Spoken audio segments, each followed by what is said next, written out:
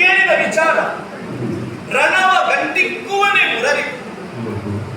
ಇದು ಅನುಮಾನವಲ್ಲ, ಇದು ಪ್ರಶ್ನೆಯಲ್ಲ. ರಣವ ಗಂಟಿಕ್ಕುವನ ಮುರರಿ. ಯುದ್ಧ ಮಾಡುವುದಕ್ಕೆ ಮನ ಮಾಡಿದಂತಹ ಧರ್ಮಜನ ಕೈಯನ್ನು ಸುಡುತ್ತೇನೆ ಅಂತ ಹೇಳಿದ್ಯಾರು? ಅದೇ ನೀವು. ಅಷ್ಟಕ್ಕೆ ನಿಲ್ಲಿಸಿದ್ರ ದುಶ್ಯಾಸನದಲ್ಲಿ ಕೈಗೊಂಡ ಅಂತ ಮರೆತು ಹೋಗಿದ್ದೆ. ಏನು ಹೇಳಿದ್ದೆ ನೀವು?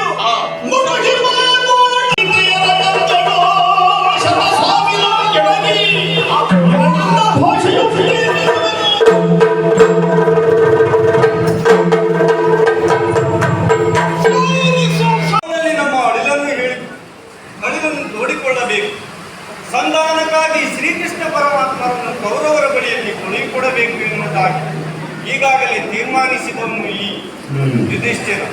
ತಡ ಮಾಡುವುದಲ್ಲ, ನೇರವಾಗಿ ಶ್ರೀಕೃಷ್ಣನ ಬಳಿಯತ್ತ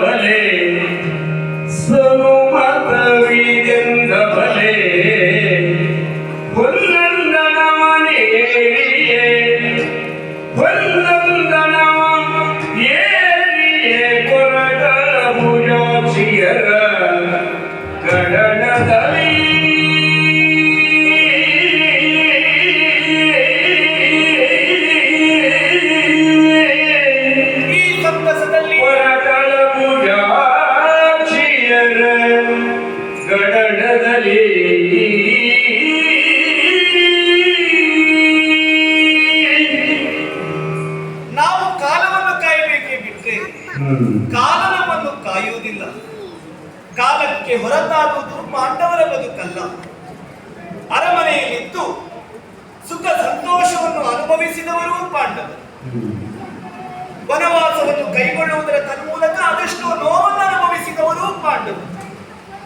ಅವರ ಜೊತೆಯಲ್ಲಿ ನಾನು ಅವರನ್ನು ಅನುಸರಿಸಿಕೊಂಡು ಹೋದುದರಿಂದ ನಾನು ಅದೆಷ್ಟೋ ನೋವನ್ನು ಅನುಭವಿಸಿದೆ.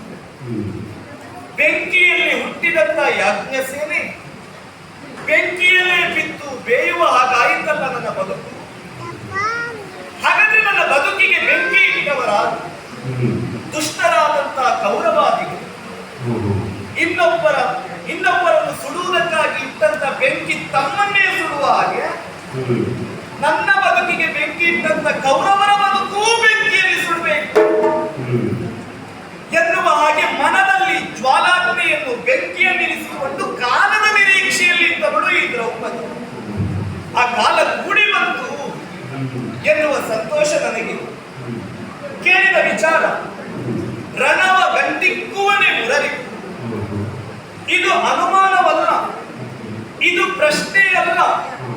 ರಣವ ಗಂಟಿಕ್ಕುವನ ಮುರರಿ. ಯುದ್ಧವನ್ನು ಸಾರಿಯೇ ಸಾರುತ್ತಾರೆ. ಈ ಹಿಂದೆ ವನವಾಸದಲ್ಲಿ ನಾವಿರುವಾಗ ಬಂದಿರುವಂತಹ ಶ್ರೀಕೃಷ್ಣ ಉತ್ತರೆಯ ಮದುವೆಯ ಸಂದರ್ಭದಲ್ಲಿಯೋ ದೂರ್ವಾಸನ ಆತಿಥ್ಯಕ್ಕೆ ಬಂದಂತಹ ನನ್ನ ಕೃಷ್ಣ ನನ್ನ ಬಿಚ್ಚಿದ ಕೂದಲನ್ನು ಕಂಡು ನನ್ನನ್ನು ಸನಿಹ ಕರೆದು, ದುಃಖಿಸಬೇಡ ದ್ರೌಪದಿ, ನಿನ್ನ ಜೊತೆಯಲ್ಲಿ ನಾನಿದ್ದೇನೆ, ಇದರ ಅರ್ಥ ನನ್ನನ್ನು ರಕ್ಷಿಸ್ತೇನೆ ಎನ್ನುವ ಮಾತನ್ನಂದೇ ಆಡಿದ್ದಾರೆ. ಅದು ಯಾವಾಗ ಎನ್ನುವ ಕಾಲದ ನಿರೀಕ್ಷೆಯಲ್ಲಿರುವಂತ ನನಗೆ ಸಿಹಿ ಸುದ್ದಿ ಬಂದು ಮುಟ್ಟಿದ್ದಲ್ಲ. ಅಣ್ಣ ಹಸ್ತಿನಿಗೆ ತೆರಳಿದ್ದಾನೆ ಯುದ್ಧವನ್ನು ಸಾರುವುದಕ್ಕಾಗಿ ಎನ್ನುವ ವಿಚಾರವನ್ನು ನಾನು ಅರಿತೇನೆ. ನನ್ನ ಮುಡಿ ಬಿಚ್ಚಿದರೇನಂತೆ ಈ ಸಂತೋಷದ ವಿಚಾರ ಕೇಳಿದಾಕ್ಷಣ ಹೊಸ ಮಡಿಯನ್ನು ಹುಟ್ಟಿದ್ದೇನೆ, ಬೇಕು ಬೇಕಾದ ಆಭರಣಗಳನ್ನು ಧರಿಸಿದ್ದೇನೆ. ಅಣ್ಣ ಬರುವುದಕ್ಕೆ ದೂತನಿಂದ ಹೇಳಿ ಕಳುಹಿಸಿದ್ದಾನೆ. ಹೊನ್ನಂದಣವನ್ನು ಏರಿ ಅಂಗನೆಯರನ್ನು ಕೂಡಿ ಸಭಾಂಗಣದತ್ತ ಸಾಗಿಬಿಡುತ್ತೇನೆ.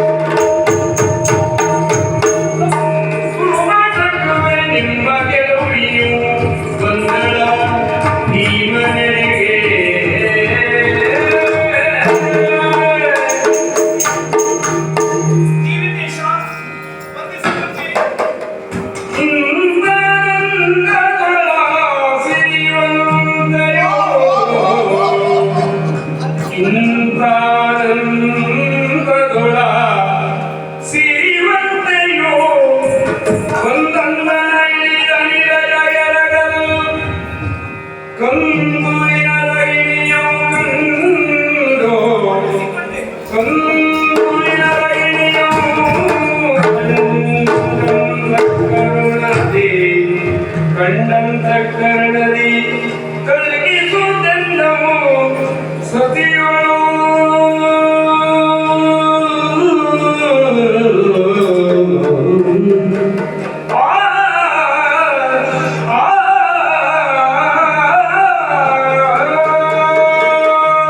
ದ್ರೌಪದಿ ಆಶ್ಚರ್ಯವಾಯಿತು ನನಗೆ, ಪರಮಾಶ್ಚರ್ಯವಾಯಿತು ನನಗೆ.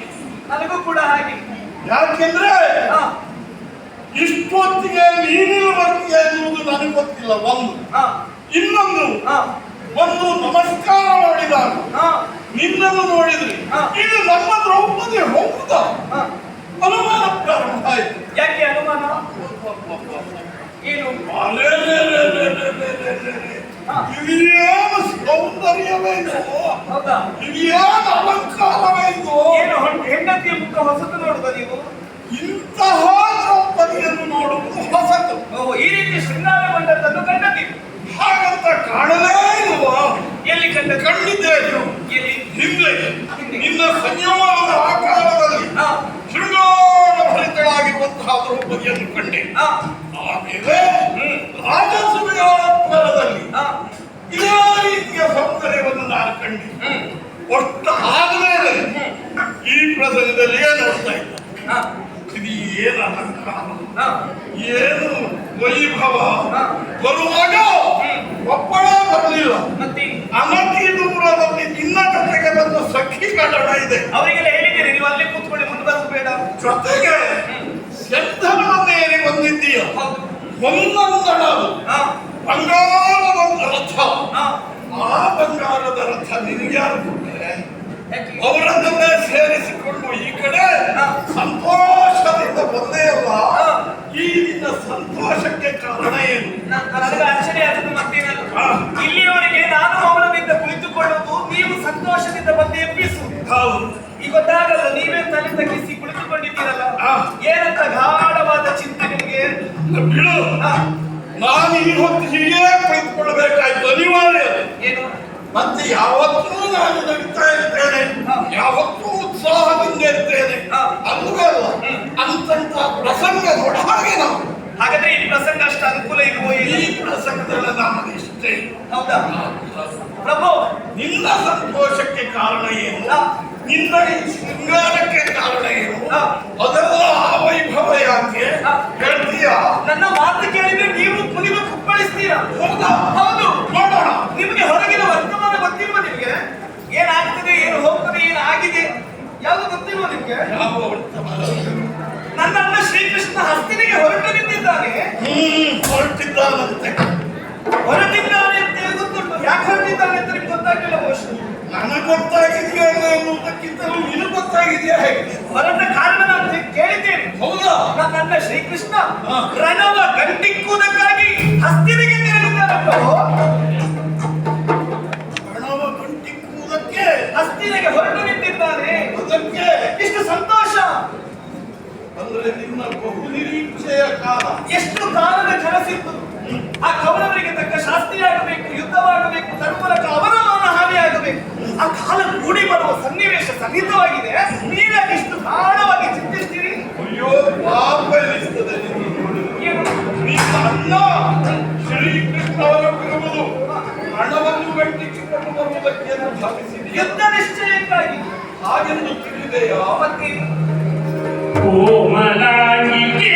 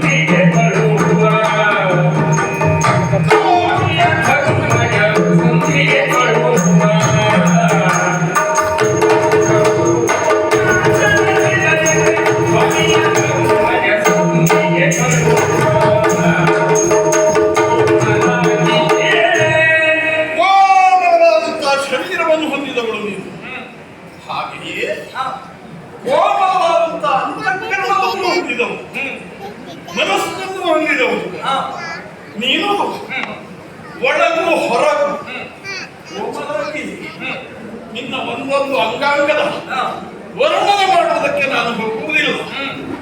ಕೋಮಲವಾದ ಅಂಗಾಂಗವನ್ನು ಹೊಂದಿದಕ್ಕೆ ಅಷ್ಟೇ ಕೋಮಲವಾದ ಅಷ್ಟೇ ಮೃದುವಾದ ಮನಸ್ಸನ್ನು ಹೊಂದಿದವಳಾಗಿದ್ದೀಯ.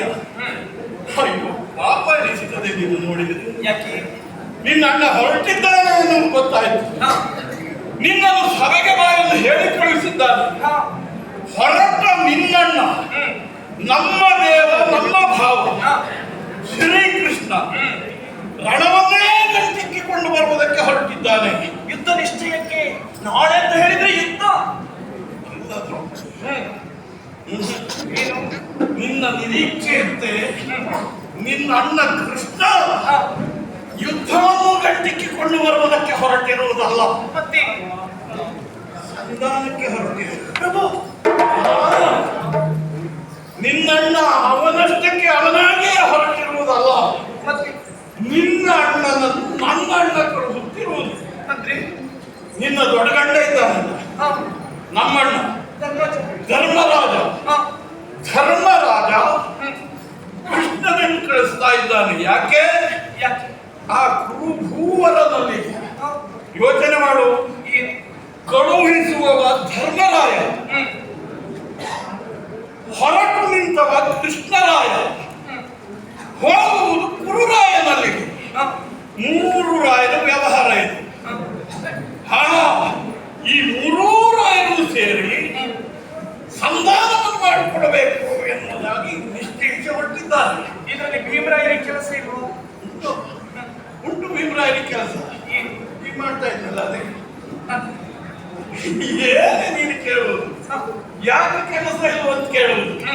ಕುರುಭೂವರದಲ್ಲಿಗೆ ಧರ್ಮರಾಜ ಕೃಷ್ಣನನ್ನು ಸಂಧಾನಕ್ಕೆ ಕೊಡುತ್ತಿದ್ದಾನೆ. ನೀನು ರಣವನ್ನು ಕಟ್ಟಿಸುವುದಕ್ಕೆ ಹೊರಟಿದ್ದಾನೆ ಅಣ್ಣ ಅಂತ ತಿಳಿದಿದೀಯ. ಹಾಗೆಂದು ಆ ಸಭೆಯಲ್ಲಿ ಒಂದು ಪ್ರಶ್ನೆ ಬಂತು. ಯಾವ್ಯಾವ ಅಲ್ಲ, ನಿನ್ನಣ್ಣನಾದಂತಹ ಕೃಷ್ಣನೇ ಕೇಳಿದ್ದಾನೆ. ಏನು ಧರ್ಮರಾಜ ಇದು? ಪಾಪಿಯಾಗಿರುವಂತಹ ಆ ದುರ್ಯೋಧನನೊಡನೆ ಸಂಧಾನವೇ? ಅವ ಪಾಪಿಯಲ್ಲವೇ ಎಂದು ಕೃಷ್ಣ ಕೇಳಿದ. ಅದಕ್ಕೆ ಆ ದುಷ್ಟರಲ್ಲಿ ಸಂಧಾನವನ್ನು ಕೈಗೊಳ್ಳುವುದಕ್ಕೆ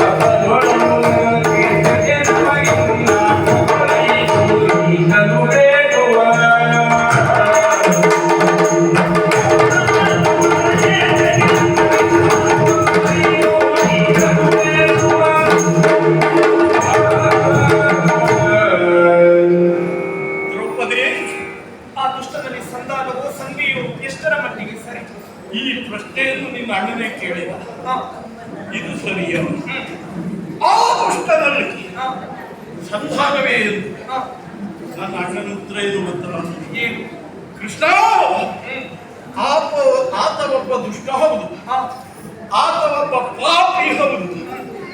ಆತನ ದುಷ್ಕೃತ್ಯ, ಆ ದುಷ್ಕೃತ್ಯಗಳಿಂದಾಗಿರುವಂತಹ ಪಾಪ, ಆ ಪಾಪದ ಫಲ ಹ, ಅದು ನಮ್ಮನ್ನು ಬಾಧಿಸುತ್ತಿಲ್ಲ. ಯಾವಾತ ದುಷ್ಟನಿದ್ದಾನೆ, ಹ, ಯಾವಾತ ಪಾಪಿ ಇದ್ದಾನೆ, ಅವನನ್ನೇ ಬಾಧಿಸುತ್ತದೆ, ಹ, ಅವನನ್ನೇ ಹೊಂದುತ್ತದೆ. ಆದ್ದರಿಂದ ಆ ಪಾಪಿಗೆ ಶಿಕ್ಷೆ ಕೊಡುವುದಕ್ಕೆ ನಾವು ಯಾರು? ಯೋಚನೆ ಮಾಡು. ಹೀಗೆ. ಹೇಳಿದವ ಯಾರು? ಧರ್ಮರಾಜ. ಹೌದು. ಯಮನಂದ ಹ್ಮ್. ಅಲ್ವಾ? ಹ, ಯಮನಿಗೆ ಮಗ ಎನಿಸಿಕೊಂಡವ ಧರ್ಮರಾಜ. ಹ, ಅವನ ಅಪ್ಪ ನರಕದಲ್ಲಿ ಶಿಕ್ಷೆ ಕೊಡುವವ, ಹ್ಮ್, ಅವನ ಮಗ ಹ್ಮ್, ಇಲ್ಲಿ ಕೆಳಗೆ ಶಿಕ್ಷೆ ಕೊಡುವುದು ನಿಂತು. ಹ, ಇದು ಅಪ್ಪನ ಕೆಲಸ. ಹ, ಶಿಕ್ಷೆ ಕೊಡುವುದು ನಾನು ಯಾಕೆ ಶಿಕ್ಷೆ ಕೊಡಬೇಕು ಎಂದು ಇವ ಸುಮ್ಮನೆ ಕುಳಿತುಕೊಂಡು ಏನು ಹ, ಒಟ್ಟಾರೆ ಹ, ಅವನ ಪಾಪಕ್ಕೆ ಅವನೇ ಬಾಧ್ಯಸ್ಥನಾಗುತ್ತಾನೆ. ಹ. ಕೃಷ್ಣ, ಸಂಗ್ರಾಮ ಬೇಡ, ಸಂಧಾನವನ್ನೇ ಮಾಡು. ಇಲ್ಲಿಗೆ ಹೇಳಿದ್ದಾನೆ ನನ್ನ ಅಣ್ಣ. ಪ್ರಭು, ಹಾ, ಹಿರಿಯರಸನಾದಂತ ಧರ್ಮಜ ಹ್ಮ್, ತಣ್ಣೀರನ್ನು ತಣಿಸಿ ಕುಡಿಯುವಂತ ಸ್ವಭಾವ ಅವರದ್ದು. ಹ್ಮ್. ಉಳಿದ ನಾವೆಲ್ಲ ಬಿಸಿನೀರನ್ನು ಬಿಸಿ ಮಾಡಿಕೊಂಡೇ ಕುಡಿಯುವುದು. ಹಾಗಲ್ಲ. ಹಾ, ತಣ್ಣೀರನ್ನು ತಣಿಸಿ ಕುಡಿಯಬೇಕು ಅಂತ ಹೇಳಿದ್ರೆ ಬಿಸಿ ನೀರನ್ನು ಬಿಸಿ ಮಾಡಿ ಕುಡಿಯಬೇಕು ಅಂತ ಅರ್ಥ ಅಲ್ಲ. ಹ್ಮ್. ಯಾವುದೇ ಒಂದು ವಿಚಾರ ಆದ್ರೂ ಶಾಂತಿಯಿಂದಲೇ ತೀರ್ಮಾನವನ್ನು ಕೈಗೊಳ್ಳಬೇಕು ಹ್ಮ್. ಎನ್ನುವ ಯೋಚನೆಯೂ ಹೌದು, ಆಸಕ್ತಿಯೂ ಅವರದ್ದು ಹೌದು. ಹ್ಮ್, ಅವರ ಯೋಚನೆ ಹಾಗಾಗಿರಬಹುದು. ಹ್ಮ್. ಉಳಿದವರಾದ ನೀವೆಲ್ಲ ಹಾಗಲ್ಲ ತಾನೆ. ಹಾ, ಪರಾಕ್ರಮವನ್ನೇ ಉಸಿರನ್ನಾಗಿಸಿಕೊಂಡವರು. ಹಾ. ನೀವೆಲ್ಲರೂ ಇದಕ್ಕೆ ಒಪ್ಪಿದಿರೆ? ಅಯ್ಯೋ, ನಾನು ಒಬ್ಬ ಅಲ್ಲ. ಮತ್ತೆ ಈ ವಿಷಯಕ್ಕೆ ಒಪ್ಪಿದವ ನಾವೊಬ್ಬ ಅಲ್ಲ.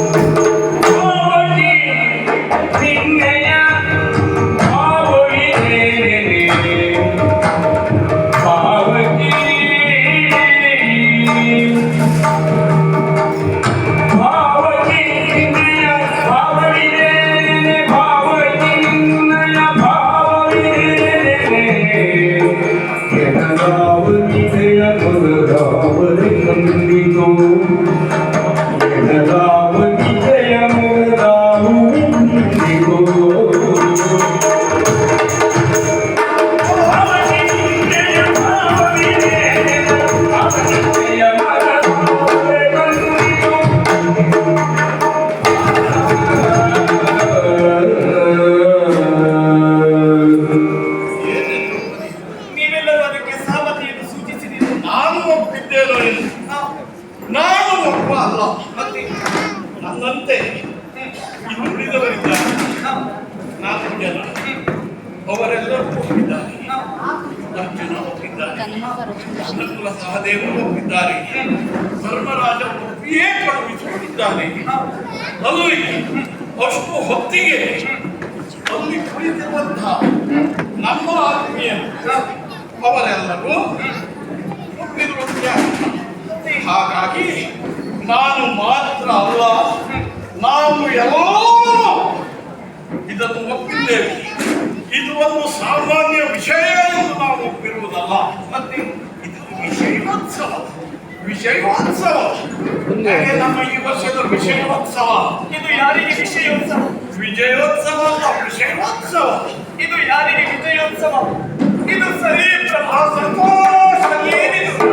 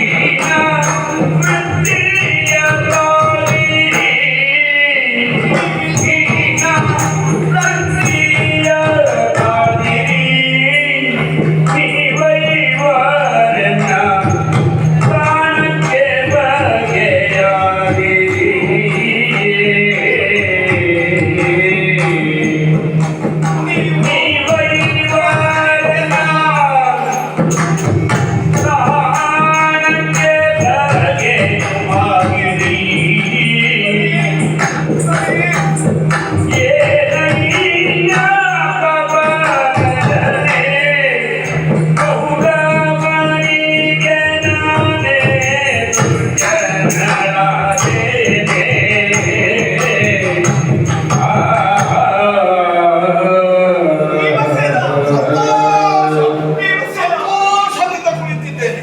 ಯಾರಿಗೆ ಸಂತೋಷ? ನನಗೆ ಸಂತೋಷ. ಯಾಕೆ ಎಲ್ಲರಿಗೂ ಸಂತೋಷ. ಯಾಕೆ ಸಂತೋಷ?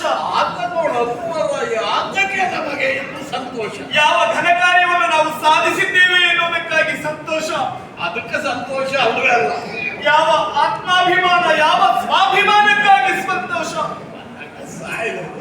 ಪವನದ ನೀನು ಭೀಮಸೇನ, ಒಬ್ಬ ಪವನಜನಿದ್ದಾನೆ, ಅವ ಬ್ರಹ್ಮಚಾರಿ, ಅವನಿಗೆ ಸಂಸಾರ ಇಲ್ಲ. ಆದ್ರೆ ನಿಮಗಾಗಲ್ಲ, ಸಂಸಾರ ಉಂಟು. ನಿಮಗೆ ಹೆಂಡತಿ ಇದ್ದಾರೆ, ಮಕ್ಕಳಿದ್ದಾರೆ. ನೀವು ಆಡುವಂತ ಮಾತುಗಳು, ಮಾಡುವಂತ ಕಾರ್ಯಗಳು ಹೆಂಡಿರು ಮಕ್ಕಳ ಸ್ವಾಭಿಮಾನವನ್ನು ಕೂಡಿರುವಂತದ್ದಾಗಿರಬೇಕು. ಬರೇ ನಮ್ಮ ಸ್ವಾಭಿಮಾನವನ್ನಲ್ಲ, ನಿಮಗೂ ಬಂತು ಅದರಲ್ಲಿ ಸೇರ್ಪಡೆ. ಪತಿಯಾದವ ರಕ್ಷಕನಾಗಿರಬೇಕು. ಅದರ ಕುರಿತಾಗಿ ನೀವು ಯೋಚಿಸಿದ್ರೆ ಎಷ್ಟು ಒಳ್ಳೆ ರಕ್ಷಣೆ ಗೊತ್ತುಂಟ. ಯಾವ? ಯೋಚನೆ ಮಾಡು. ನನ್ನನ್ನ ನಿನ್ನ ಅಣ್ಣನನ್ನು ಬೇಡುವುದಕ್ಕೆ ಕಳಿಸಿದ್ದಾರೆ. ಬೇಡುವುದಕ್ಕೆ ನಿನ್ನ ಅಣ್ಣ ಅಂತಾರೆ. ಅವನೇನು ಕಳಿಸಿರಬಹುದು. ಅದಕ್ಕೆ ಯಾಕೆ ಬೇಡುವುದು ಗೊತ್ತಾ? ಅಣ್ಣ ಹೇಳಿದ್ದೇ ಹಾಗೆ. ಕೃಷ್ಣ, ತಾಯ ಭಾಗದವರು ಅರ್ಧರಾಜ್ಯವನ್ನು ಕೇಳು. ಒಂದು ವೇಳೆ ಕೌರವ ಕೊಡುವುದಕ್ಕೆ ಒಪ್ಪುವುದಿಲ್ಲ ಎಂದಾದರೆ 5 ಬದುಕುವುದಕ್ಕಾಗಿ 5 ಊರುಗಳನ್ನಾದರೂ ಬೇಡಿ ಮನೆ. ಹಾಗಾಗಿ ನಾನು ನಿನ್ನ ಅಣ್ಣನನ್ನು ಬೇಡುವುದಕ್ಕೆ ಬಿಟ್ಟಿದ್ದೇನೆ. ಹಿರಿಯಣ್ಣ ಹೇಳಿದ್ದಾನೆ, ಅದಕ್ಕೆ ಕೃಷ್ಣ ಒಪ್ಪಿದ್ದಾನೆ, ಹೊರಟು ನಿಂತಿದ್ದಾನೆ ಅಂತ ಇನ್ನೊಬ್ಬರನ್ನು ದೂಷಿಸುವುದಲ್ಲ. ದೂಷಿಸುವುದು ಬಹಳ ಸಂತೋಷ. ನೋಡು, ವಿಚಾರ ಮಾಡು, ಯಾಕೆ ಸಂತೋಷ ಗೊತ್ತಾ? ಮೈ ಕೈ ನೋಯಿಸಿಕೊಳ್ಳುವ ಕೆಲಸ ಇಲ್ಲ, ಹೊಡೆದಾಟವೇ ಇಲ್ಲ, ಯಾವುದು ಶ್ರಮ ಇಲ್ಲ. ಇವ ಬೇಡುವುದಕ್ಕೆ ಕಳಿಸ್ತಾನೆ, ಅವ ಹೋಗಿ ಬೇಡ್ತಾನೆ, ಇನ್ನೊಬ್ಬ ಕೊಡ್ತಾನೆ. ಅವ ಕೊಟ್ಟ ಮೇಲೆ ಅವನು ಯಾವ ಶ್ರಮ ಇಲ್ಲ, ನಿಶ್ಚಿಂತೆ. ಹೇಗೆ ಕಾಲ ಮೇಲೆ 3 ಹೊತ್ತು ಸಾಮದೇ ಕೆಲಸ. ಬದುಕುವುದಕ್ಕಾಗಿ ನಾವು ತಿನ್ನುವುದಲ್ಲ ಪ್ರಭು, ತಿಂದ ಮೇಲೆ ನಾವು ಜೀರ್ಣಿಸಿಕೊಳ್ಳುವುದಕ್ಕೆ ಏನನ್ನಾದ್ರೂ ಸಾಧಿಸಬೇಕು. ನನ್ನ ಮಟ್ಟಿಗೆ ಅದೆಲ್ಲ ಸಂಬಂಧವೇ ಇಲ್ಲ. ನಾನು ಸುಮ್ಮನೆ ಕುಳಿತುಕೊಂಡ್ರು ತಿರುಗಾಡ್ತದೆ, ಸುಮ್ಮನೆ ಬಿದ್ದುಕೊಂಡ್ರು ತಿರುಗಾಡ್ತದೆ. ಯಾವ ಜೀರ್ಣ? ತಿಂದದ್ದು ಜೀರ್ಣವಾಗುವುದಲ್ಲ, ಸ್ವಾಭಿಮಾನ ಮರ್ಯಾದೆಯ ಜೀರ್ಣವಾಗಬೇಕು. ಅದು ನಿಮಗಾಗಿದೆ ಎಂದು ಕೇಳು ಪ್ರಭು. ಅಣ್ಣ ಕಳುಹಿಸಿದ್ದಾನೆ, ಕೃಷ್ಣ ಹೊರಟಿದ್ದಾನೆ ಅಂತ ನೀವು ಹೇಳ್ತಾ ಇದ್ದೀರಿ. ಹೌದು. ಅದೇ ಕೃಷ್ಣ ನಿಮ್ಮಲ್ಲಿ ಒಂದು ಅಭಿಪ್ರಾಯವನ್ನು ಕೇಳಿದಾಗ ನೀವು ಒಪ್ಪಿದ್ದು ಸರಿಯೇ? ನಾನು ಹೇಳಿದ್ದೇನೆ. ಏನು ಒಪ್ಪಿದ್ದು ಸರಿಯೇ ಅಂದ್ರೆ ಏನು? ಸ್ಪಷ್ಟವಾಗಿ ಕೃಷ್ಣನಲ್ಲಿ ಹೇಳಿದ್ದೇನೆ. ಕೃಷ್ಣವನ್ನು ನನ್ನಲ್ಲಿ ಕೇಳಿದ, ಹಿಮ, ನಿನ್ನಣ್ಣ ನನ್ನನ್ನು ಕಳುಹುತ್ತಿದ್ದಾನೆ ಕೌರವನಲ್ಲಿಗೆ. ದಾಯ ಭಾಗಗಳು 5 ಗ್ರಾಮವನ್ನಾದರೂ ಬೇಡಿ ಪಡೆಯುವುದಕ್ಕೆ ನಿನ್ನ ಅಭಿಪ್ರಾಯ ಏನು ಎಂದು ನನ್ನಲ್ಲಿ ಕೇಳಿದ. ಸೂಚ್ಯವಾಗಿ ಹೇಳಿದ್ದೇನೆ, ಅಣ್ಣನ ಮನೆಗೆ ನೀತಿಯಾದರೆ ನಿನ್ನ ಮನ ಕೊಪ್ಪಿದರೆ ಭೂತಳವನ್ನು ಕೌರವ ಇದ್ದರಿನ್ನೆನ ಕೇಳುವುದು ಕೂಡ ಅಷ್ಟು ಹೇಳಿದ್ದು. ಆದರೆ ಹೋದೆ, ಅವ ಹೆಸರೇ ಹೇಳಿದ,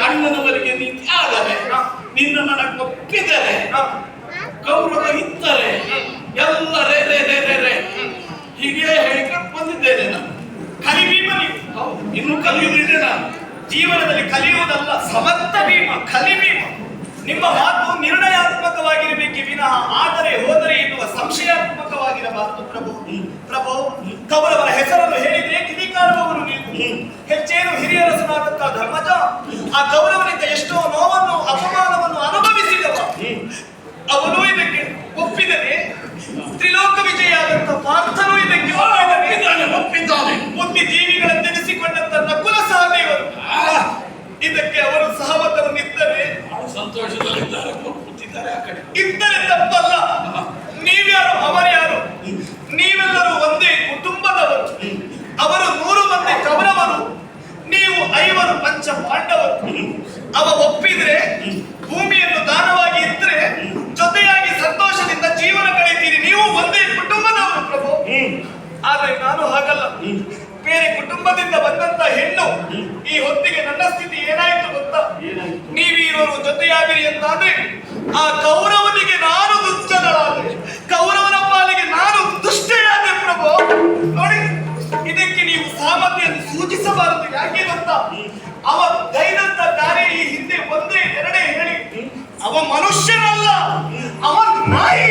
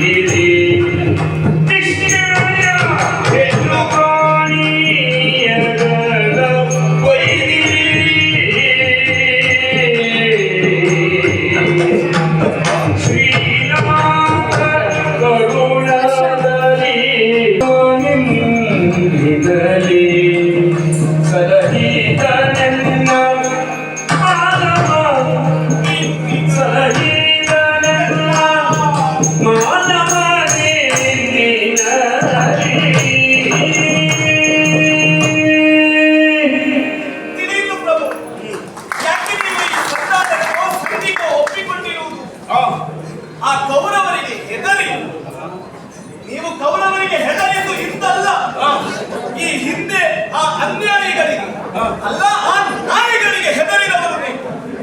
ಯೋಚನೆ ಮಾಡಿ, ಹಿಂದೆ ನಡೆದಂತಹ ಘಟನಾವಳಿಗಳು ಏನು. ತುಂಬಿದ ಸಭೆಯಲ್ಲಿ ದುಷ್ಟನಾದಂತಹ ದುಶ್ಯಾಸನ ನನ್ನ ಕಬರಿಗೆ ಕೈ ಇಕ್ಕಿ ಸಭೆಗೆ ಎಳೆದು ತಂದು ಬಿಸುಡಿದ. ಹೆಚ್ಚೇನು ನನ್ನ ಸೀರೆಯನ್ನು ಸುಲಿಯುವಂತ ಹೊತ್ತಿಗೆ ನಿಮ್ಮಲ್ಲಿ ನಾನು ಕಾಡಿದೆ, ಬೇಡಿದೆ, ಕಣ್ಣೀರನ್ನು ಸುರಿಸಿದೆ. ಪ್ರಭೋ, ನನ್ನ ಮಾನವನ್ನು ರಕ್ಷಣೆ ಮಾಡಿ, ನನ್ನ ಮಾನವನ್ನು ಉಳಿಸಿ. ಹೆಂಡತಿಯ ಮಾನವನ್ನು ರಕ್ಷಿಸಬೇಕಾದ್ದು ಪತಿಯಾತ್ಯ ಕರ್ತವ್ಯ. ಒಂದು ಗಂಡಿಗೆ ಒಂದು ಹೆಂಡತಿ ಅಂತಾದ್ರೆ ಹೆಂಡತಿಯ ಮಾನ ಹೋಗುವಂತ ಸ್ಥಿತಿಗೆ ತನ್ನ ಪ್ರಾಣವನ್ನಾದ್ರೂ ಒಂದೇ ಇಟ್ಟು ಹೆಂಡತಿಯ ಮಾನವನ್ನು ರಕ್ಷಿಸ್ತಾನೆ. ಯಾಕೆ? ಅದವನ ಕರ್ತವ್ಯ. ಸೆರಗನ್ನು ಅಂಗಲಾಚಿ ಬೇಡಿಕೊಂಡೆ, ನನ್ನನ್ನು ರಕ್ಷಿಸಿ ಪ್ರಭು, ರಕ್ಷಿಸಿ. ಆಗ ನೀವು ಮಾಡಿದ್ದೇನು? ಏನು? ಮೂಕ ಪ್ರೇಕ್ಷಕರ ಹಾಗೆ ಚಿತ್ರಕಾರನು ಚಿತ್ರಿಸಿದಂತ ಚಿತ್ರದಂತೆ, ಶಿಲ್ಪಿಯೋರ್ವನು ಕೆತ್ತಿದ ಬೊಂಬೆಗಳಂತೆ, ಹೆಚ್ಚೇನು ಗಂಡ ಸತ್ತ ಹೆಂಡತಿಯ ಹಾಗೆ 5 ಸಾಲಾಗಿ ಕುಳಿತು ತಲೆಯನ್ನು ತಗ್ಗಿಸಿದ್ರಲ್ಲ, ಆವಾಗಲೇ ನೀವು ಹೆದರಿದ್ದೀರಿ. ಆ ನಾಯಿಗಳಿಗೆ ಈಗ ಹೆದರುವುದಲ್ಲ ಪ್ರಭು. ನಾನು ಬಯಸಿ ನಿಮ್ಮನ್ನು ಪಡೆದದ್ದು. ಈ ಹಿಂದಿನ ಜನ್ಮದಲ್ಲಿ ಪತಿದ್ದೇಹಿ ಪತಿದ್ದೇಹಿ ಎಂದು ಪತಿಯಿಂದ ವಿರಹಿತನಾದಂತ ನಾನು ಶಿವನನ್ನು ಧ್ಯಾನಿಸಿದೆ, ಭಜಿಸಿದೆ. ಆ ಹೊತ್ತಿಗೆ ಪ್ರತ್ಯಕ್ಷಗೊಂಡಂತ ಪರಶಿವ ಆಡಿದಂತ ಮಾತು, ದುಃಖಿಸಬೇಡಮ್ಮ, ಪತಿಯಿಂದ ದೂರ ಆದಂತ ನೀನು ಪತಿದ್ದೇಹಿ ಪತಿದ್ದೇಹಿ ಎಂದು 5 ಬಾರಿ ಧ್ಯಾನಿಸಿದ ಕಾರಣ ಮುಂದಿನ ಜನ್ಮದಲ್ಲಿ ನಿನಗೆ 5 ಪತಿಗಳು. ಹಾಗಾದ್ರೆ ಈ ಪಾಂಡವರ ಸತಿ ಈ ದ್ರೌಪದಿ ಆಗುವುದಕ್ಕೆ ಪೂರ್ವ ನಿಯೋಜಿತ ಪೂರ್ವ ಸಂಕಲ್ಪ ಪರಶಿವನ ಅನುಗ್ರಹ. ಹಾಗಾದ್ರೆ ನಾವೆಲ್ಲ ಶಿವಾನುಗ್ರಹಕ್ಕೆ ಸಿಕ್ಕಿದವರು ನಿನಗೆ. ಎಲ್ಲಿ? ಶಿವನ ಪ್ರಸಾದದ ಹಾಗೆ ಸುಮ್ಮನಿರುವ. ಪ್ರಸಾದ ಕಾಲಿಕೆ ಬಂತ ಅಂತ ಕೇಳು. ಈ ಹೊತ್ತಿಗೆ ನನ್ನನ್ನು ರಕ್ಷಿಸುವುದಕ್ಕಾಗದೆ ಹೋಗಿರಲ್ಲ, ಅಸಮರ್ಥರಾಗಿ ಕುಳಿತಿರಲ್ಲ, ಇದು ಎಷ್ಟರ ಮಟ್ಟಿಗೆ ಸರಿ ಪ್ರಭು? ಎಷ್ಟರ ಮಟ್ಟಿಗೆ ಸರಿ? ಯಾರು? ನಾನು ಸುಮ್ಮನೆ ಕೂತ್ಕೊಳ್ಳೋದು.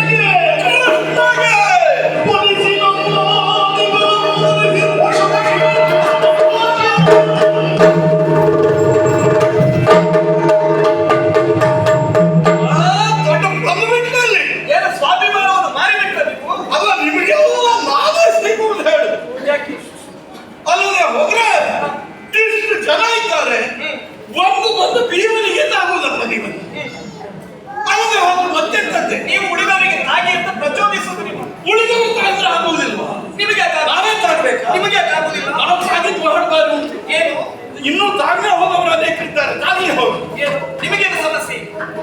ನಿಮ್ಮ ಹೆಂಡತಿ ಅಲ್ವಾ ನಿನ್ನ ಪ್ರಶ್ನೆ? ಹಾ. ದ್ರೌಪದಿ ಏನು ನನಗೆ ಮಾತ್ರ ಹೆಂಡತಿ ಅಲ್ಲ. ಪತಿಂದೆ 5 ಬಾರಿ ಹೇಳಿದ ಕಾರಣ ಇವರು ಸಿಕ್ಕಿರುವಂತ ನೀನು ಹೇಳಿದ ಕಥೆ. 5ರಲ್ಲಿ ನಾನೊಬ್ಬ. ಹೌದಾ? ನಿನಗೆ ಇನ್ನೂ 4 ಜನ ಇದ್ದಾರೆ. ನಿನಗೆ ಕಷ್ಟ ಬಂದಿದೆ ಅಲ್ವಾ? ನಿನ್ನ ಕಷ್ಟದ ಸಮಯದಲ್ಲೆಲ್ಲ ಒದಗಿದವ ನಾನೇ. ಆದ್ದರಿಂದ ಹೇಳುವುದು, ಈಗ ಕೃಷ್ಣ ಹೊರಟಿರುವುದು ಸಂಗ್ರಾಮವನ್ನು ಗಟ್ಟಿಕ್ಕಿಕೊಂಡು ಬರುವುದಕ್ಕಲ್ಲ, ಸಂಧಾನವನ್ನು ಗಟ್ಟಿಕ್ಕಿಕೊಂಡು ಬರುವುದಕ್ಕೆ. ಆ ಕಾರಣಕ್ಕಾಗಿ ನನ್ನೆಂದಿರುವಂತ ಇದೆಯಾ ನೀನು? ನನ್ನ ಎದುರೊಳಗವರು ಬೇಡ. ಹೋಗು. ಯಾರಲ್ಲಿ? ಧರ್ಮರಾಜನಲ್ಲಿ ಹೋಗು. ಧರ್ಮರಾಜನ ರಕ್ತ ಹಿಡಿದು ಕೇಳು, ಸ್ವಾಮಿ, ಒಂದು ದ್ಯೂತ ಸಭೆಯಲ್ಲಿ ತಲೆ ತಗ್ಗಿಸಿ ಕುಳಿತಿದ್ರೆ ಆ ತಲೆಯನ್ನು ಈಗ ಎತ್ತಿ ಈಗ ಅವನನ್ನು ಕಳುಹಿಸುತ್ತಾ ಇದ್ದೀರಲ್ಲ, ಇದು ನಿಮಗೆ ಧರ್ಮವೇ ಎಂದು ಧರ್ಮರಾಜನನ್ನು ಪ್ರಶ್ನೆ ಮಾಡು. ಮತ್ತೊಬ್ಬ ಇದ್ದಾನೆ, ಮೂರು ಲೋಕದ ಗಂಡ. ಅವನ ಕೈ ಎಷ್ಟೊತ್ತಿ ನೋಡಿದ್ರು ಮೀಸೆ ಮೇಲೆ ಓಡಾಡ್ತಾ ಇರ್ತದೆ. 3 ಲೋಕದ ಗಂಡ ಎಂದು ಅರ್ಜುನ. ಆ 3 ಲೋಕದ ಗಂಡ ಅರ್ಜುನನ ಎದುರಿಗೆ ಹೋಗಿ ಸರಿಯಾಗಿ ನಿಲ್ಲು. ಹೇಳುವವನಲ್ಲಿ 3 ಲೋಕದ ಗಂಡ, ಆಮೇಲೆ ಮೊದಲು ನನಗೆ ಒಬ್ಬಳಿಗೆ ಸರಿಯಾದ ಗಂಡ ಅಂತ ಹೇಳುವವನಲ್ಲಿ ಅರ್ಜುನನಲ್ಲಿ ಹೋಗಿ ಹೇಳು. ಮತ್ತಿಬ್ಬರಿದ್ದಾರೆ, ನಕುಲ ಸಹದೇವರು. ಚಂದದ ಮುದ್ದೆ, ರೂಪದ ರಾಶಿ, ಬಹಳ ಚಂದದವರು. ಆ ಅಶ್ವಿನಿ ಕುಮಾರರಲ್ಲಿ ಅಲ್ಲಿ ಹೇಳು. ನಕುಲ ಸಹದೇವರಿಗೆ ಹೋಗಿ ಹೇಳು, ಕೇವಲ ನಿಮಗೆ ಭೋಗಿಸುವಲ್ಲಿ ಮಾತ್ರ ನಾನು ಹೆಂಡತಿ ಎಂದು ಭಾವಿಸಬೇಡಿ, ನನ್ನ ದುಃಖ ನಿವಾರಣೆ ನಿಮಗೂ ಕರ್ತವ್ಯವೇ ಎನ್ನುವವರನ್ನು ಮೂದಲಿಸಿ ಮಾತನಾಡು. ಆಮೇಲೆ ಹೊರಟಿದ್ದಾನಲ್ಲ ಸಂಧಾನಕ್ಕೆ ಕೃಷ್ಣ, ಆ ಕೃಷ್ಣನನ್ನು ಒಲಿಸಿ ಹೇಳು. ಯಾವ ತುಂಬಿದ ಸಭೆಯಲ್ಲಿ ನಿನ್ನ ಮಾನ ಸಂರಕ್ಷಣೆ ಮಾಡಿದನು ಅಂತಹ ಕೃಷ್ಣನನ್ನು ಒಲಿಸಿಕೊಂಡು ಅವನನ್ನು ಒಲಿಸಿ ಹೇಳು, ಅಣ್ಣ, ಇದು ನಿನಗೆ ಸರಿಯೇನು? ಆದ್ದರಿಂದ ನೀನು ನನ್ನ ಎದುರೊಳು ಬೇಡ. ಹೋಗು, ಧರ್ಮರಾಜನಲ್ಲಿಗೋ, ಅರ್ಜುನನಲ್ಲಿಗೋ, ನಕುಲ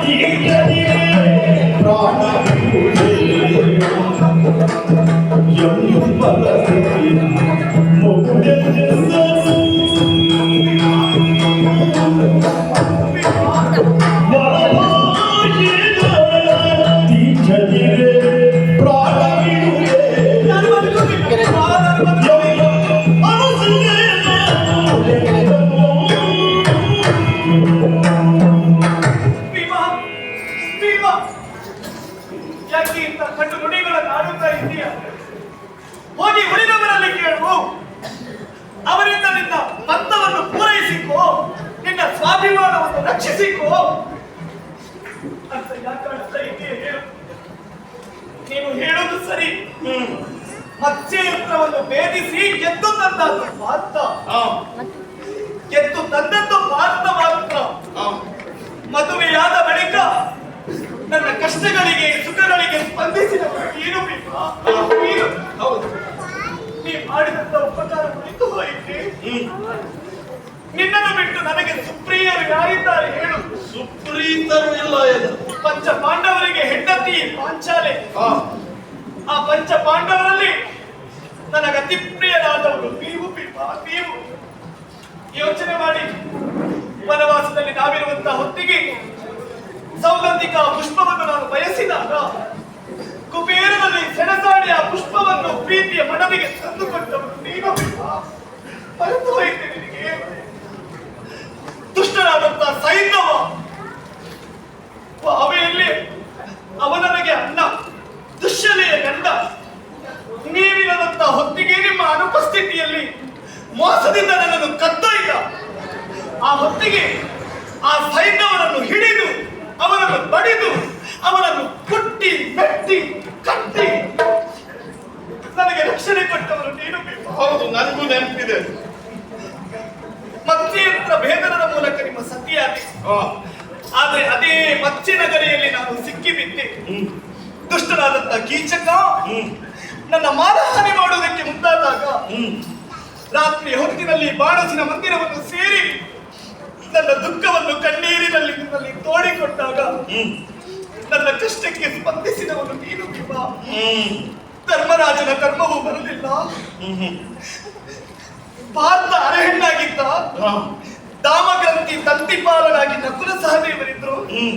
ಆ ಹೊತ್ತಿಗೆ ಯಾರೂ ನನ್ನನ್ನು ರಕ್ಷಿಸದೆ ಕೈಬಿಟ್ಟಾಗ ನನ್ನ ಉಸಿರಾದಂತ ನೀನು ನನ್ನನ್ನು ಉಳಿಸಿದೆ, ನನ್ನನ್ನು ರಕ್ಷಿಸಿದೆ.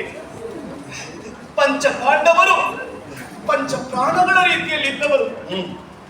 ಪಾನ ಅಪಾನ ವ್ಯಾನ ಉದಾಹರಣ ಸಮಾನಗಳೆಂಬ ಪಂಚ ಪ್ರಾಣಗಳು. ಅದರಲ್ಲಿ ಅಪಾನವಾಯು ಸ್ವರೂಪನು ನೀನು ಭೀಮ. ಎರಡನೆಯವರು ನಾಭಿಯಿಂದ ಹುಟ್ಟುವಂತಹ ಪ್ರಾಣ. ತವರನ್ನು ತೊರೆದಂತ ನನಗೆ ತವರಿನ ಸೌಖ್ಯವನ್ನು ಒದಗಿಸಿದವನು ನೀನು ಭೀಮ. ನೀನು ಈ ಹೊತ್ತಿಗೆ ನೀನೇ ಕೈಬಿಟ್ರೆ ನಾನು ಯಾಕಾಗಿ ಬದುಕಬೇಕು? ಈ ಹಿಂದೆಯೇ ನಾನು ಸತ್ತು ಹೋಗುತ್ತಾ ಇದ್ದೆ. ಯಾವ ಹೆಣ್ಣಾದರೂ ಕೂಡ ಗಂಡನ ಸಮ್ಮುಖದಲ್ಲಿ ಮಾನಹಾನಿಯಾಗುವಾಗ, ಇನ್ನೊಬ್ಬ ಸೀರೆಗೆ ಕೈ ಇಕ್ಕಿ ಎಳೆಯುವಾಗ ಯಾವ ಹೆಣ್ಣಾದರೂ ಬದುಕುತ್ತಾಳೆ? ಇಲ್ಲ. ಆದರೂ ನಾನು ಉಸಿರನ್ನು ಬಿಗಿ ಹಿಡಿದು ಬದುಕಿದೆ. ನಿಮ್ಮ ಜೊತೆಗೆ ನಿಮ್ಮನ್ನು ಅನುಸರಿಸಿದೆ. ಯಾಕಾಗಿ? ನೋಡು ನನ್ನ ಕೂದಲನ್ನು. ಅರೆ ಹುಚ್ಚಿಯಂತೆ ಕೂದಲನ್ನು ಬಿಚ್ಚಿ ತಿರುಗುತ್ತಾ ಇದ್ದೇನೆ ಭೀಮ. ಯಾಕಾಗಿ? ಈ ಕೂದಲನ್ನು ಕಂಡಾದರೂ ನೀವು ನಿಮ್ಮ ಪ್ರತಿಜ್ಞೆಯನ್ನು ಉಳಿಸಬೇಕು. ಎಲ್ಲಿಯಾದರೂ ದ್ರೌಪದಿ ಸತ್ತರೆ ನಿಮ್ಮ ಪ್ರತಿಜ್ಞೆ ಸಾಯುತ್ತದೆ, ಸಾಯಬಾರದೆನ್ನುವ ಕಾರಣಕ್ಕಾಗಿ ಉಸಿರನ್ನು ಬಿಗಿ ಹಿಡಿದು ಬದುಕಿದೆ ಭೀಮ. ಈಗ ನೀನು ಕೈ ಬಿಡ್ತೀಯಂತಾದ್ರೆ, ಆ ಪ್ರತಿಜ್ಞೆ ನೆರವೇರಿಸುವುದಿಲ್ಲ ಅಂತಾದ್ರೆ ನಾನು ಯಾಕಾಗಿ ಬದುಕಬೇಕು? ನಾನು ಯಾರಿಗಾಗಿ ಬದುಕಬೇಕು ಭೀಮ? ನಿನ್ನ ಪದತಲದಲ್ಲಿ ಬಿದ್ದು ನಾನು ಸಾಯುತ್ತೇನೆ. ನನ್ನ ಕಣ್ಣೆದುರಿಗೆ ನೀನು ಗೋಯಲ್ಲಿದ್ದೀಯ. ನಿನ್ನ ಒಳವನ್ನು ತೋಡಿಕೊಂಡಿದ್ದೀಯ. ಜೊತೆಗೆ ಇನ್ನು ಸಾಯ್ತೇನೆ ಅಂತ ಹೇಳ್ತಾ ಇದ್ದೀಯ. ನಾಳೆ ಯಾರಿರ್ತಾರ ಯಾರು ಇರುವುದಿಲ್ಲ ಯಾರಿಗೆ ಗೊತ್ತು. ಆದ್ದರಿಂದ ನಿನ್ನ ಅಳಲೆಲ್ಲವನ್ನು ನಾನು ಕೇಳಿಸಿಕೊಂಡೆ. ನನ್ನ ಅಳಲನ್ನು, ನನ್ನ ನೋವನ್ನು ಇಲ್ಲಿಯ ತನಕ ಯಾರೂ ಕೇಳಿಸಿಕೊಳ್ಳಲಿಲ್ಲ. ಇನ್ನು ನೀನು ಕೇಳಲೇಬೇಕು.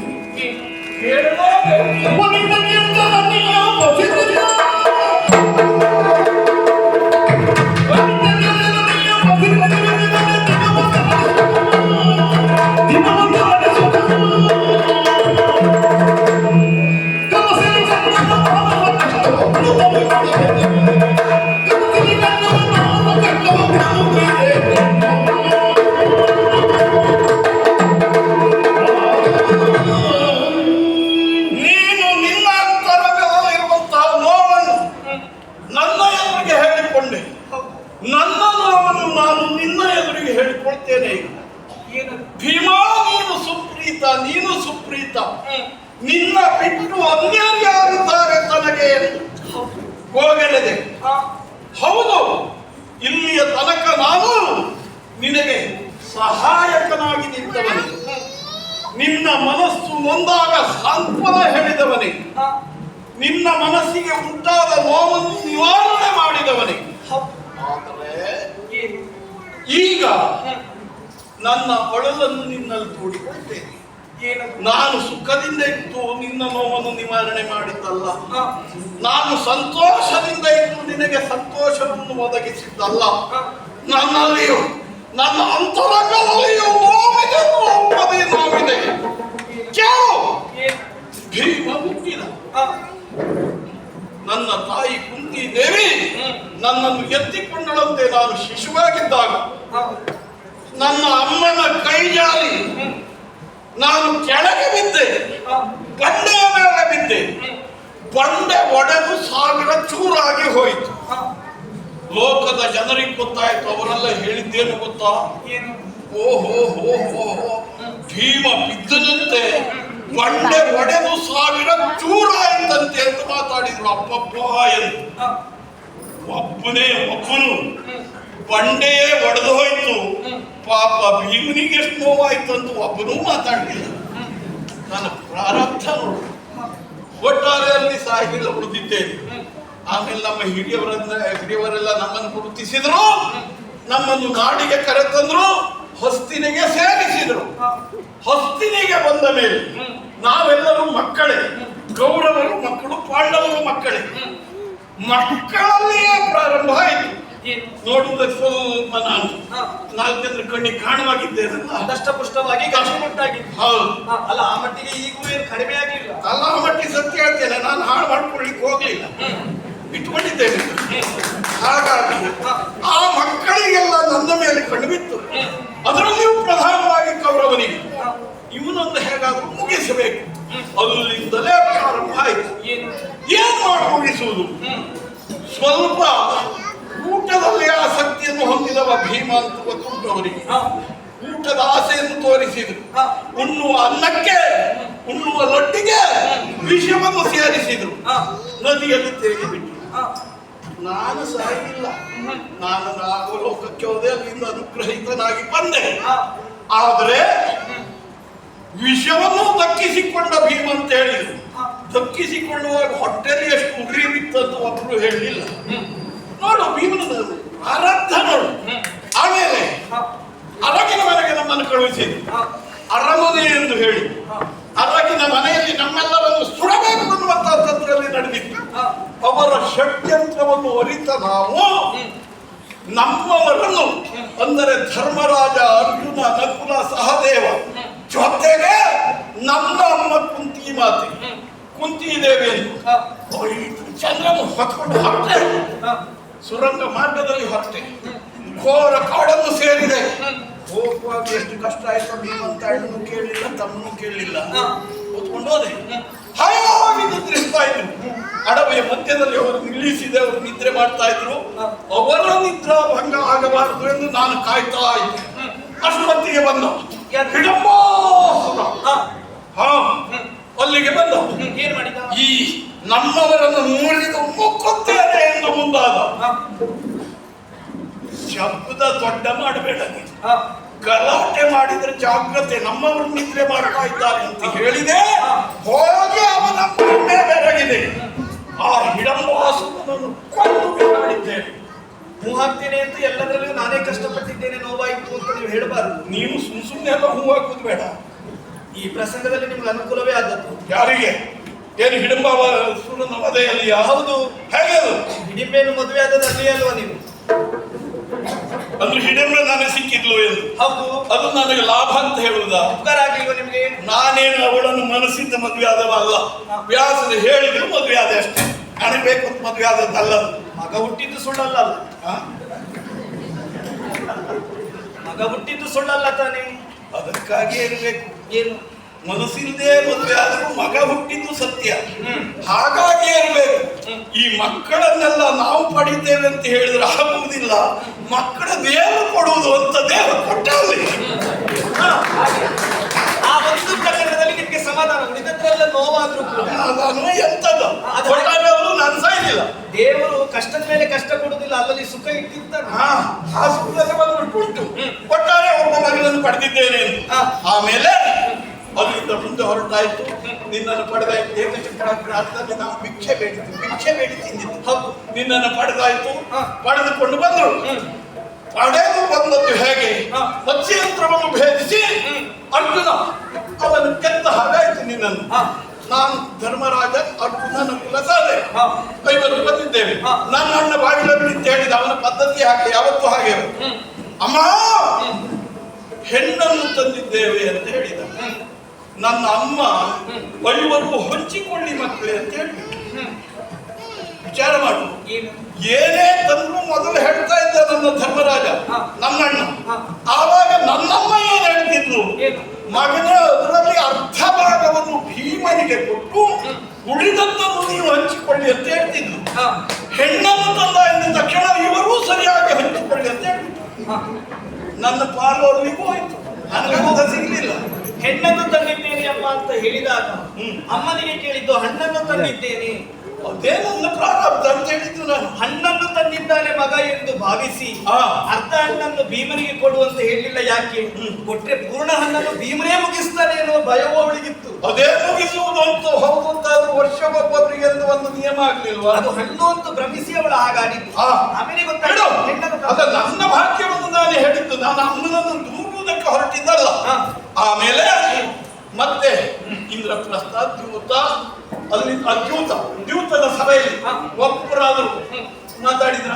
ನೀನು ಆ ರೀತಿ ಕೊಪ್ಪೆ ಹೊಡೆಯುತ್ತಿರುವಾಗ ನಾನು ಎದ್ದು ನಿಂತು ನನ್ನ ಕಥಾವನ್ನು ಕೂಗಿ ತೊಡೆದು ಆಡಿದ ಮಾತೇನು? ಏನ್ ಹೇಳಿದ್ದೇನೆ? ಪ್ರತಿಭಟಿಸಿದ್ದೇನೆ. ದುರ್ಯೋಧನನ ತೊಡೆಯನ್ನು ಮುರಿಯುತ್ತೇನೆ, ದುಶ್ಯಾಸನನ ಹೊರವನ್ನು ಬಗೆಯುತ್ತೇನೆ ಎಂದು ಪ್ರತಿಜ್ಞೆ ಮಾಡಿದ್ದೇನೆ. ನೀವೇನೇ ಹೇಳಿ ಮದುವೆ ಆಗುವ ಮೊದಲು ಅಷ್ಟೆಲ್ಲ ಕಷ್ಟಪಟ್ಟಿರ್ಬೋದು, ಮದುವೆ ಆದ್ಮೇಲೆಲ್ಲ ಅಷ್ಟು ಕಷ್ಟಪಟ್ಟು ನಾನೇ ನೋಡ್ಲಿಲ್ಲ. ನೀವು ನೋಡುವಾಗ ಕಷ್ಟ ಬರ್ಲಿಲ್ಲ. ಯಾಕೆ ನೋಡ್ಲಿಲ್ಲ?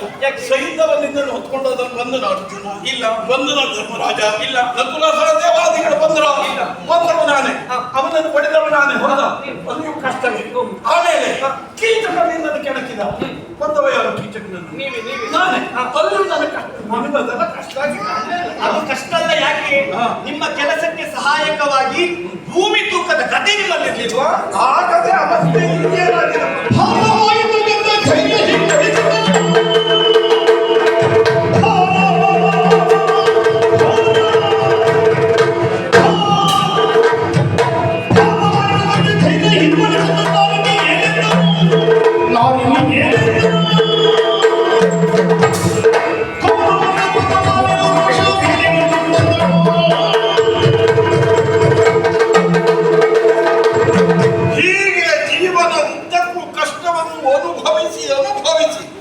ನಾನು ಸೋತವನಿದ್ದೇನೆ.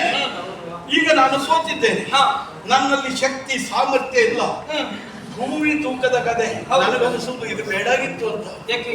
ಈಗ ಅದನ್ನು ಎತ್ತುವುದೇ ನನಗೆ ಕಷ್ಟ ಆಗಿದೆ. ಪ್ರಯಾಸ ಪಟ್ಟು ಹಾಕಿದ್ರು ಹೀಗೆ ಏನು ಹೇಳಿ, ಕದೆಯನ್ನೇ ಎತ್ತುವ ಬಲ ನನ್ನಲ್ಲಿಲ್ಲ. ಹಾಗೆ ಬಲ ಇಲ್ಲದ ನಾನು ಅರಿಗಳನ್ನು ಗೆಲ್ಲುವುದು ಹೇಗೆ? ವಿರೋಧಿಗಳು ಬೇಡಪ್ಪ, ಯುದ್ಧ ಬೇಡವೇ ಬೇಡ. ಮನ ಹೆದರುತ್ತಾ ಇದೆ, ಸಾಧ್ಯ ಇಲ್ಲ. ಗೌರವಾದ್ಯರನ್ನು ಕೆಣಕುವುದಕ್ಕೆ ಸಾಧ್ಯ ಇಲ್ಲ. ನೀನು ಏನೇ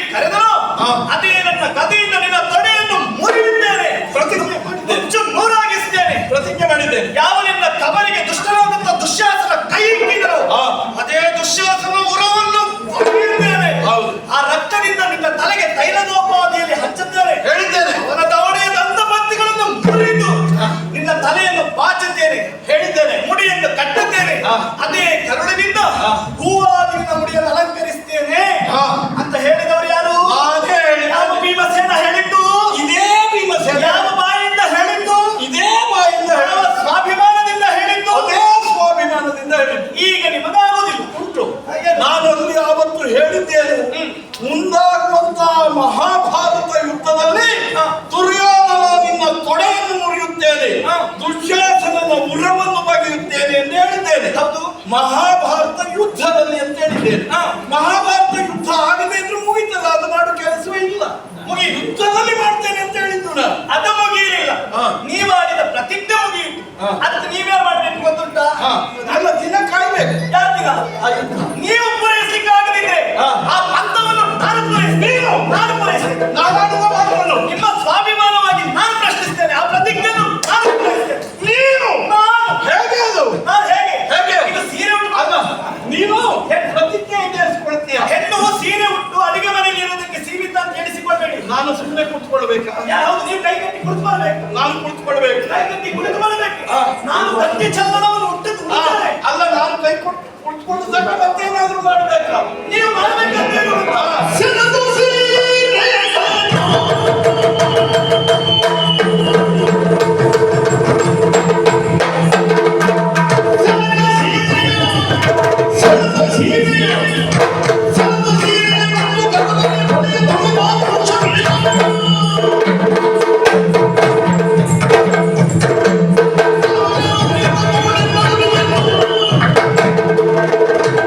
ನಿಮಗೆ ಆಗುದಿಲ್ಲ. ನಿಮಗೆ ಕೈಲಾಗದವರು ಹಾಡಿನ ಮಾತನ್ನು ಉಳಿಸಿಕೊಳ್ಳುವುದಕ್ಕಾಗುದಿಲ್ಲ. ನಿಮ್ಮ ತರ ನಿಮಗಿಲ್ಲ. ಆದ್ರೆ ನೀವು ಪ್ರತಿಜ್ಞೆಯನ್ನು ಪೂರೈಸುವ ಅಗತ್ಯತೆಯೋ ಅನಿವಾರ್ಯತೆಯೂ ಇಲ್ಲ. ಗಂಡು ನೀವು, ಗಂಡಸು ನೀವು, ಪರಾಕ್ರಮವೇ ನಿಮ್ಮ ಉಸಿರು, ಹಣವೇ ನಿಮ್ಮ ಜೀವ ಅಂತ ತಿಳಿದುಕೊಂಡಿದ್ದೀರಿ ಅಂತ ಅದೆಲ್ಲ ಇಲ್ಲಿಗೆ ಮುಗಿಯಿತು. ಇನ್ನು ನಿಮಗೆ ಇದು ಬೇಡ. ಇದೆಲ್ಲ ಬಿಚ್ಚಿ, ಎಲ್ಲ ಬಿಚ್ಚಬೇಕು ಅಂತ ಹೇಳು. ಈ ಆಭರಣ, ಈ ಉಡುಗೆಯನ್ನ ಬಿಚ್ಚಿ, ಇದನ್ನು ಬಿಚ್ಚಾಕ್ಬೇಕು. ಮತ್ತೆ ಸೀರೆ ಉಡುಗೆ. ಇದನ್ನು ಬಿಟ್ಟು ಸೀರೆ ಉಡ್ಬೇಕು. ನಿಮಗೆ ನಾವೆಲ್ಲ ಉಡುವ ಸೀರೆ ಆಗ್ಲಿಕ್ಕಿಲ್ಲ. ನಿಮ್ಮ ಹೆಂಡತಿ ಮತ್ತೊಂದಿದ್ದಾಳಲ್ಲ ಹಿಡಿಬೇಡಿ, ಹೌದು, ಅವಳು ಉಡುವ ಸೀರೆಯೇ ಆಗ್ಬೇಕು. ಅಲ್ಲ, ನನಗೆ ಅಭ್ಯಾಸ ಉಂಟು, ಸೀರೆ ಉಂಟು ಅಭ್ಯಾಸ ಉಂಟು. ನಾನು ಸೀರೆ ಉಟ್ಕೊಂಡೇ ಕೀಚಕನನ್ನು ಕೊಂದಿದ್ದು. ಆ ಹೊತ್ತಿಗೆ ಕೀಚಕನನ್ನು ಕೊಲ್ಲುವಾಗ ಸೀರೆ ಉಟ್ಟದ್ದು ಯಾಕೆ? ಕೀಚಕನನ್ನು ಕೊಲ್ಲುವುದಕ್ಕಾಗಿ, ಕೆಲಸಕ್ಕಾಗಿ ಸೀರೆ ಉಟ್ಟದ್ದು. ಹೌದು. ಈಗ ಕೆಲಸ ಮಾಡ್ಲಿಕ್ಕಾಗದೆ ಕೈಲಾಗದೆ ಸೀರೆ ಉಟ್ಟದ್ದು. ಆಗ ಕೆಲಸ ಉಂಟು ಅಂತ, ಈಗ ಕೆಲಸ ಇಲ್ಲ ಅಂತ. ಕೆಲಸ ಮಾಡ್ಲಿಕ್ಕೆ ಆಗುದಿಲ್ಲ ಅಂತ ಉಡುವುದು. ನಾನು ಸೀರೆ ಉಡಬೇಕು. ಸೀರೆ ಉಡಬೇಕು. ಅಷ್ಟೇ ಅಲ್ಲ, ಕೈಗೆ ಬಳೆ ತೊಡಬೇಕು. ಈ ಗತೆ ಬೇಡ. ಅಡುಗೆ ಮನೆಯಲ್ಲಿ ಒಂದು ಸೌಟು ಸಟ್ಟದ ಉಂಟು ನೋಡಿ, ಅದನ್ನ ಇಟ್ಕೊಳ್ಬೇಕು. ಬಾಣಸಿಗನಾಗಿದ್ದಾಗ ಹಿಡಿದದ್ದು. ಅದೇ ಅಡುಗೆ ಮನೆಯಲ್ಲಿ ಇದ್ದಂತ ಸೌಟು ಸಟ್ಟದ ಇಟ್ಕೊಳ್ಬೇಕು. ಅಡಿಗೆ ಮಾಡೋದಕ್ಕೆ ನಿಮ್ಗೆ ಹೇಳೋದೇ ಬೇಡ. ಈ ಹಿಂದೆ ಕೀಚಕನ ವಧ ಪ್ರಕರಣದಲ್ಲಿ ನೀವು ಬಾಣಸಿಗನಾಗಿ ಇದ್ದದ್ದು. ಮತ್ತೆ ಈ ಮೀಸೆ ಯಾಕೆ? ಮೀಸೆ ಸುದ್ದಿಗೆ ಬರಬೇಡ. ನನ್ನ ಮೀಸೆ ಸುದ್ದಿಗೆ ಬರಬೇಡ. ನನಗೀಗ ಅನುಮಾನ, ಮೀಸೆ ಹುಟ್ಟಿದ್ದೋ ಮೀಸೆ ಇಟ್ಟದ್ದೋ ಅಂತ. ಇಷ್ಟು ವರ್ಷ ಆದ್ಮೇಲೆ ಅನುಮಾನ ಯಾಕೆ ಬಂತು? ನೀನು ಬೇಕಷ್ಟು ಬಾರಿ ನನ್ನ ಮೀಸೆ ಮೇಲೆ ಕೈ ಹಾಕಿದವಳೆ ನೀನು. ಅವ ಒಳ್ಳೆ ಹೇಳ್ಬೇಡ. ಆಗ ಗಟ್ಟಿತ್ತು, ಮೀಸೆ ಅಲುಗುದಿಲ್ಲ ಇತ್ತು. ಈಗ ಸ್ವಲ್ಪ ಮೀಸೆ ಅಲುಗಾಡಿದ ಅದು. ಅಂದ್ರೆ ನಿಮ್ಮಲ್ಲಿ ಸ್ಥಿರತೆ ಇಲ್ಲ ಇತ್ತು ಸತ್ಯ. ಮೀಸೆಯನ್ನು ತೆಗೀರಿ, ಸೀರೆಯನ್ನು ಉಡಿ, ಅಡುಗೆ ಮನೆಯಲ್ಲಿ ಅಡುಗೆ ಮಾಡೋದಂತೆ. ನಾನು ಸೀರೆ ಉಡಬೇಕು. ಹಾಗಾದ್ರೆ ನೀನು ಯಾರು ಮಾಡ್ತೀಯ? ನಾನೇನು ಮಾಡ್ತೇನೆ? ಸೀರೆಯನ್ನು ಬಿಡಿಸ್ತೇನೆ, ಗಟ್ಟಿ ಚಲ್ಲಣವನ್ನು ಉಡುತ್ತೇನೆ, ಈರ ಕಥೆಯನ್ನು ತೊಡುತ್ತೇನೆ, ಧನುಷರಾದಿಗಳನ್ನು ಹಿಡಿಯುತ್ತೇನೆ. ಆ ದುಷ್ಟರ ಸೊಕ್ಕ ನಾನು ಗುರಿ. ಅಂದ್ರೆ ನಾನು ಹೆಣ್ಣು ವೇಷ ಮಾಡಬೇಕು, ನೀನು ಗಂಡು ವೇಷ ಮಾಡ್ತೇನೆ ಅಂತಲ್ಲೋ? ನಾನು ಗಂಡು ವೇಷ ಮಾಡ್ತೇನೆ. ನಾನು ಹೆಣ್ಣು ವೇಷ ಮಾಡಬಹುದು. ಹಾಯ್, ಮಾಡಿದ್ದು ನಿನ್ನತ್ರ ಆಗ್ತದಂತ ನೋಡು. ಏನು? ಒರೇ ವೇಷ ಮಾಡ್ಕೊಂಡ್ರು ಆಗ್ಲಿಲ್ಲ, ಗಂಡು ವೇಷ ಮಾಡಿದ್ರೆ ಆಗ್ಲಿಲ್ಲ. ಮತ್ತೆ ಗಂಡು ವೇಷ ಮಾಡಿ ಏನ್ ಮಾಡ್ತೀಯ ನೀನು? ಏನಾಗ್ತದೆ? ಗಂಡಿನ ಆವೇಶ ನನಗುಂಟು. ನಾನು ನೀವು ಮಾಡಿದಂತ ಶಪಥ ಪ್ರತಿಜ್ಞೆ ನಾನು ಪೂರೈಸಿದೆ. ಏನ್ ಮಾಡ್ತೀಯ ನೀನು? ನಾನು ಪೂರೈಸ್ತೇನೆ. ಮಾಡೋದೇನು ಗೊತ್ತು?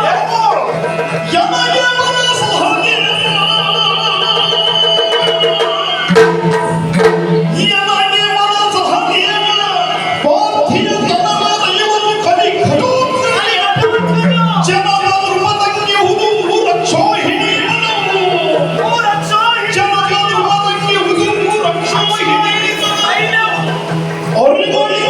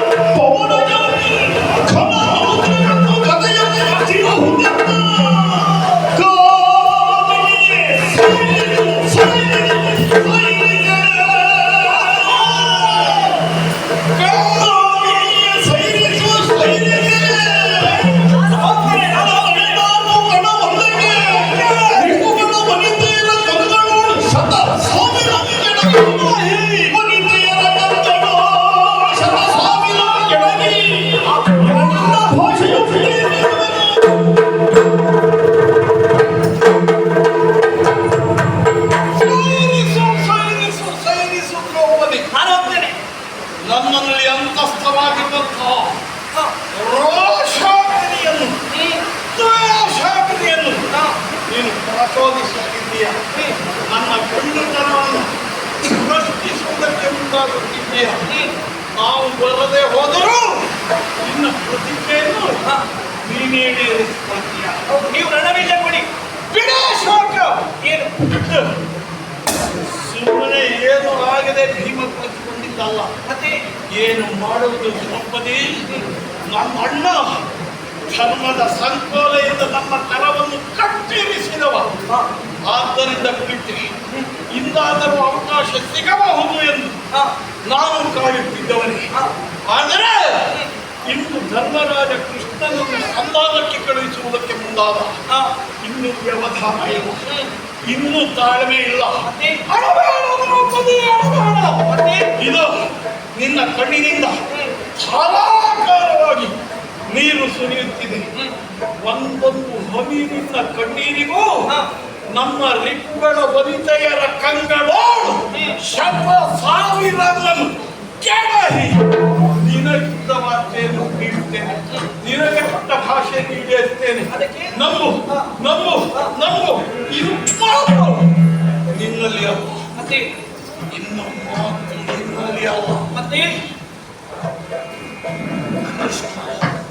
ಕೃಷ್ಣ ಹೊರತು ನಿಂತಿದ್ದಾನೆ. ಇದು ಆ ಕೃಷ್ಣನಲ್ಲಿಗೆ ಅವನಲ್ಲಿ ಮಾತ್ರ ನಡೆದಿರು. ನಿಶ್ಚಿಂತೆ